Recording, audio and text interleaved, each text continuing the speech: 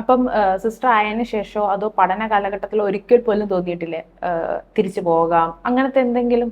അങ്ങനെ എനിക്ക് ഇന്ന് വരെ തോന്നിയിട്ടില്ല. ഞാൻ എൻ്റെ ഈ സന്യാസ ജീവിതത്തിൽ ഇപ്പോഴും പൂർണ്ണ സംതൃപ്തയാണ്. കാരണം ഇപ്പൊ ഞാൻ എന്തായിരിക്കുന്നോ അത് എന്റെയോ കഴിവ് കൊണ്ടല്ല എന്നുള്ളത് എനിക്ക് 100% ഉറപ്പുണ്ട്. കാരണം എന്റെ സന്യാസ സഭ എനിക്ക് വേണ്ടി ചെയ്തു തന്നതാണ് ഇത്രയും കാര്യങ്ങൾ. അപ്പം ഞാൻ ഇനി സമൂഹത്തിന് വേണ്ടി എന്നാലാവുന്ന വിധം ദൈവ ദൈവകൃപയോട് സഹകരിച്ച് മുന്നോട്ട് പോകാമെന്നൊരു ആഗ്രഹം എനിക്കുള്ളൂ. അപ്പൊ അതുകൊണ്ട് എനിക്ക് ഒരിക്കൽ പോലും ഞാൻ എടുത്ത തീരുമാനം തെറ്റിപ്പോയി എന്ന് എനിക്ക് ഇതുവരെ തോന്നിയിട്ടില്ല. സിസ്റ്ററിന്റെ വീട്ടിൽ ആരൊക്കെയുണ്ട്? എൻ്റെ വീട്ടിൽ അച്ചാച്ചനും അമ്മ, 2 ചേച്ചിമാരായിരുന്നു. മൂത്ത ചേച്ചി ഒരു ആക്സിഡന്റിൽ മരിച്ചു, ഷോക്കേറ്റ്. പിന്നെ രണ്ടാമത്തെ ചേച്ചി ഇപ്പം വീട്ടിലുണ്ട്. ചേച്ചി കല്യാണം കഴിഞ്ഞ് ചേട്ടനും 2 പിള്ളേരും ഉണ്ട്. അവർ വീട്ടിൽ തന്നെ നിൽക്കുന്നു. സൗദിയിലായിരുന്നു. അപ്പം ജോലി വീട്ടിലാരും ഇല്ലാത്തതുകൊണ്ട് ജോലിയൊക്കെ അവിടുത്തെ നിർത്തി പോകുന്നു. നാട്ടിലെ ജോലികളൊക്കെ ചെയ്യുന്നു. അവിടെ ചേച്ചി നേഴ്സായിട്ട് വർക്ക് ചെയ്യുന്നു, ചേട്ടൻ ബിസിനസ് കാര്യങ്ങളൊക്കെ ആയിട്ട് പോകുന്നു.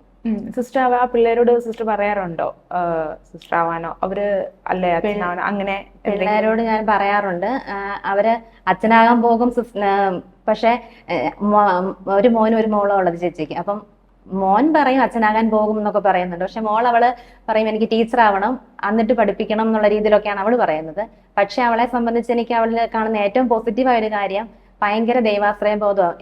എത്രയും തേളം മാതാവയൊക്കെ അക്കൗണ്ട്, അതായത് ബാങ്ക് അക്കൗണ്ട് നമ്മൾ എങ്ങനെ സൂക്ഷിക്കുന്നു എന്ന് പറഞ്ഞ പോലെ അവൾ എത്രയും തേളം മാതാവയൊക്കെ ചൊല്ലി ഡെപ്പോസിറ്റ് വെക്കുകയാണ്. അപ്പൊ നമ്മളൊരു നിയോഗം പറഞ്ഞ് കൊച്ചെ ഇന്ന കാര്യത്തിനൊരു പ്രാർത്ഥിക്കുന്നു പറയുമ്പോഴത്തേക്ക് അവള് ചോദിക്കും ഞാൻ 50 എണ്ണം എത്രയും തേളം മാതാവെ കൊടുത്താൽ മതിയോ, അല്ലെ 100 എണ്ണം കൊടുത്താൽ മതിയോ? അതായത് നമ്മൾ ബാങ്കിലൊക്കെ ഡെപ്പോസിറ്റ് ചെയ്യുന്ന എമൗണ്ട് ഓരോ ആവശ്യങ്ങൾക്ക് തിരിച്ചെടുക്കുന്നത് പോലെയാണ് അവർ എത്രയും തേളം മാതാവെ ചൊല്ലി ഡെപ്പോസിറ്റ് ചെയ്തിട്ട് നമുക്ക്.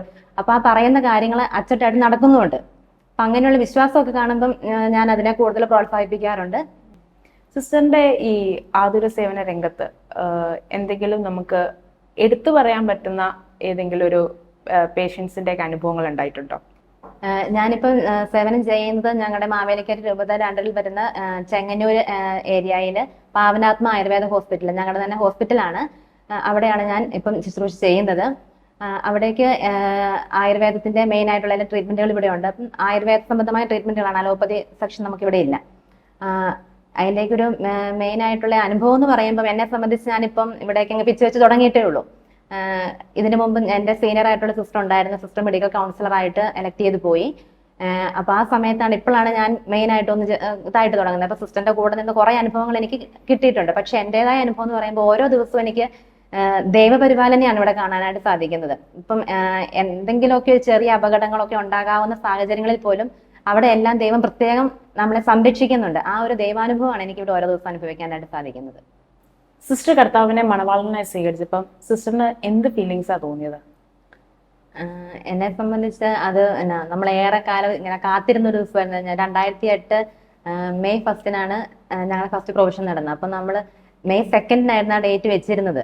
എന്ത് പ്രത്യേക കാരണത്താൽ മെയ് 1 ഹർത്താലായി വന്നതുകൊണ്ട്, മെയ് 2 ഹർത്താലായി വന്നതുകൊണ്ട് മെയ് 1 തീയതിക്കത്തേക്ക് പെട്ടെന്ന് ഇത് മാറ്റി. അപ്പൊ ഞങ്ങൾ വിചാരിച്ചു, അതായത് ഒരു ദിവസം മുമ്പേ നമുക്ക് ഈശോയെ മണവാളനായിട്ട് സ്വീകരിക്കാനുള്ള ഒരു അവസരം കിട്ടിയത് ഞാൻ ഏറെ സന്തോഷമായിരുന്നു. അപ്പം ഇത്രയും കാലം പഠിച്ചൊരുങ്ങിയ കാത്തിരുന്ന് ഞാൻ ദിവസം വന്നപ്പോഴത്തേക്ക്, അതായത് എൻ്റെ കഴിവോ ഇതൊന്നുമല്ല, ദൈവം പ്രത്യേകമായിട്ട് വിളിച്ച് തന്ന ഒരു ദാനമാണല്ലോ എന്ന് ഓർത്ത്, അതായത് കൂടുതൽ നന്ദിയുടെ ഒരു ഭാവമായിരുന്നു എൻ്റെ മനസ്സിലേക്ക് ഇപ്പം കടന്നു വന്നത്. അതായത് ഈ ഒരു ജീവിതത്തിലൂടെ എന്നെ കൊണ്ടാവുന്ന നന്മ ഹൃദയ സന്യാസിനി സമൂഹത്തിനും ഒപ്പം തിരുസഭയ്ക്കും ലോകം മുഴുവനും എത്രത്തോളം അത് വർഷിക്കപ്പെടാൻ പറ്റും അത്രയും കൃപ എന്നിലൂടെ നൽകണമെന്നൊരു ആഗ്രഹമായിരുന്നു ആ സമയത്ത് എനിക്കുണ്ടായിരുന്നത്. അപ്പൊ അതിനുവേണ്ടി മാക്സിമം എൻ്റെ കഴിവിന്റെ മാക്സിമം പരിശ്രമിക്കണം, അതിനുള്ള ദൈവകൃപ ഓരോ നിമിഷവും പ്രാർത്ഥിച്ചുകൊണ്ടായിരുന്നു.